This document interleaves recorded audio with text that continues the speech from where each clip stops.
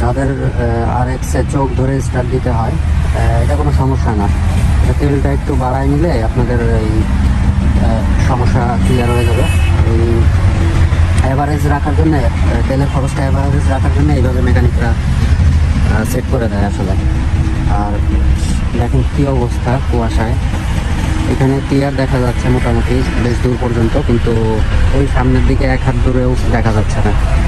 আর শুধুমাত্র RX বলে কথা না, আপনার যে কোনো মোটরসাইকেল স্টার্ট দিয়ে কখনো টান দিবেন না। 1-1.5 মিনিট মিনিমাম 30 সেকেন্ড আইডল স্পিডে রাখবেন, রেভও করবেন না, এটা মোড়াবেন না। আর হচ্ছে আইডল স্পিডে রাখবেন 30 সেকেন্ড থেকে 1-1.5 মিনিট। এই কারণ হচ্ছে কি, ইঞ্জিন অয়েলটা সার্কুলেট হতে টাইম লাগে। আর ইঞ্জিন অয়েল সার্কুলেট হওয়ার পরে স্টার্ট করার পরে ক্লাচটা 2-1 চাপ দিয়ে ধরে রাখবেন 4-5 সেকেন্ডের জন্য। এতে অয়েল সার্কুলেশনটা পুরো ইঞ্জিন ব্যাপী হয়ে যায় এবং তারপরে ধীরে ধীরে স্পিড উঠাইলে ক্লাচ প্লেটও ভালো থাকে এবং ইঞ্জিনের ভিতরের পার্টসগুলো খুব কম ক্ষয় হয়, মানে দীর্ঘস্থায়ী হয় আসলে। আর একটা প্রশ্ন করছেন যে ভাই, তেল অ্যাডজাস্ট করার পরেও মাইলেজ চকিং করে বাইক স্টার্ট দিতে হয়।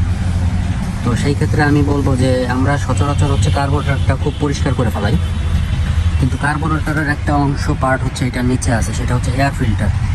এয়ার ফিল্টারটা আসলে কখনো আমাদের বছরের পর বছর চলে যায়, হাজার হাজার মাইল চলে যায়, কিন্তু আমরা এয়ার ফিল্টারটা কখনো খুলে দেখিও না ভিতরের কী অবস্থা।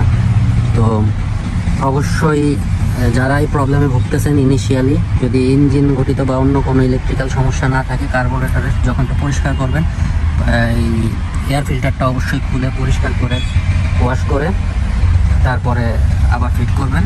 ইনশাল্লাহ আপনাদের প্রবলেম সলভ হয়ে যাবে। তো এটাই ছিল হচ্ছে মূল স্টার্টজনিত প্রবলেমের সলিউশন আর কি, চকিং করার। আর চোখ করলে যে খারাপ হবে ব্যাপারটা তা না। চোখ ধরে যদি 2 কিকের ভিতরে স্টার্ট হয় তাহলে এটা বেসিক মডারেট একটা ফুয়েল সাপ্লাই আছে। আর যদি আরও বেশি কিক দিতে হয় সবসময় 2টার বেশি 3টার বেশি, তাহলে বুঝতে হবে যে ফুয়েল কনজাম্পশনটা আরেকটু বাড়াইতে হবে। বাড়ানোর পরেও যদি একই প্রবলেম থাকে তাহলে বুঝতে হবে যে অন্য কোনো প্রবলেম আছে।